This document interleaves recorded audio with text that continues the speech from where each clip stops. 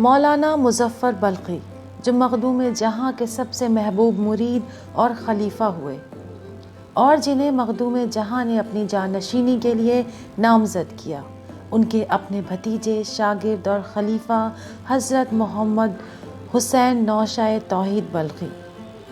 حضرت مخدوم حسین نوشۂ توحید بلخی رحمۃ اللہ علیہ نے بچپن کا زمانہ جوانی کی شروعات تک مخدوم جہاں کی خدمت میں گزارا ہے، مخدوم جہاں کو قریب سے دیکھا ہے، انہی کے ہاتھ پر بیعت کی ہے، مرید ہوئے ہیں اور مخدوم جہاں کے سنہری دور کے چشمدید گواہ بھی ہیں۔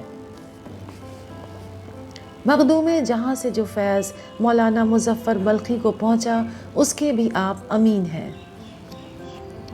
آپ کی ولادت 756 ہجری 1355 عیسوی کو جونپور کے قریب ظفر آباد بستی میں ہوئی۔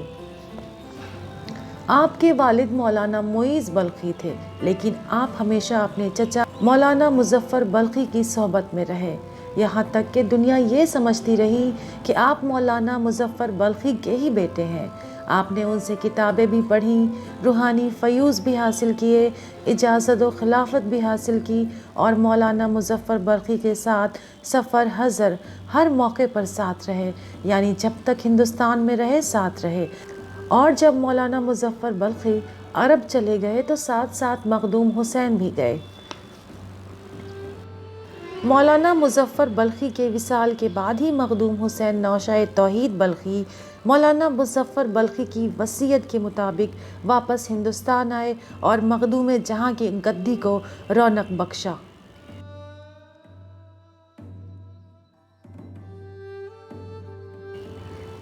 مخدوم حسین نوشۂ توحید بلخی رحمۃ اللہ علیہ کا زمانہ مولانا مظفر بلخی کے انتقال کے بعد تقریباً 40 برس کا ہے، اور ان 40 برسوں میں آپ نے مخدوم جہاں کی خانقاہ کو اس معیار تک پہنچایا کہ مخدوم جہاں کا دور یاد آ گیا۔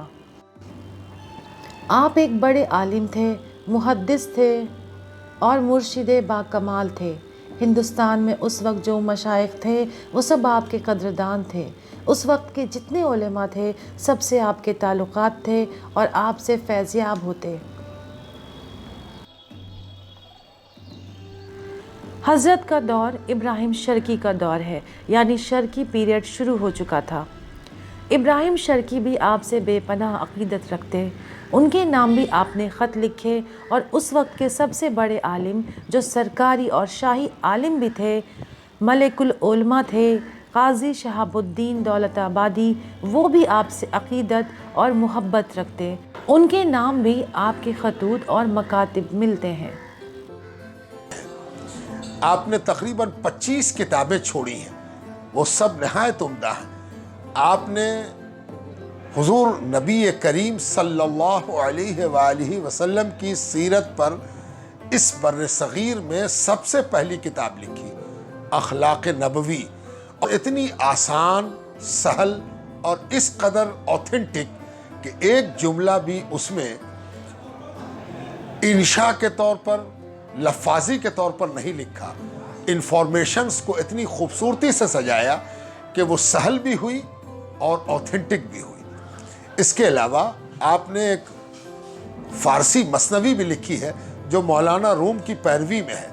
ہندوستان میں آپ پہلے آدمی ہیں جنہوں نے مثنوی مولانا روم کی طرز پر 6 دفتر پر مشتمل ایک مثنوی بھی تیار کر دی، جس سے پتہ چلتا ہے کہ آپ کی ذات نثر اور نظم، فارسی اور عربی، تصوف اور شریعت دونوں فیلڈ کی ماہر تھی، اور دونوں پر آپ کو کمانڈ تھا، اور دونوں کے آپ امام تھے۔ آپ کی وفات 24 ذی الحجہ 844 ہجری کو بہار شریف میں ظہر کے وقت ہوئی۔ آپ کی درگاہ بڑی درگاہ کے پشچم پہاڑ پورہ میں سب کی عقیدت کا مرکز ہے۔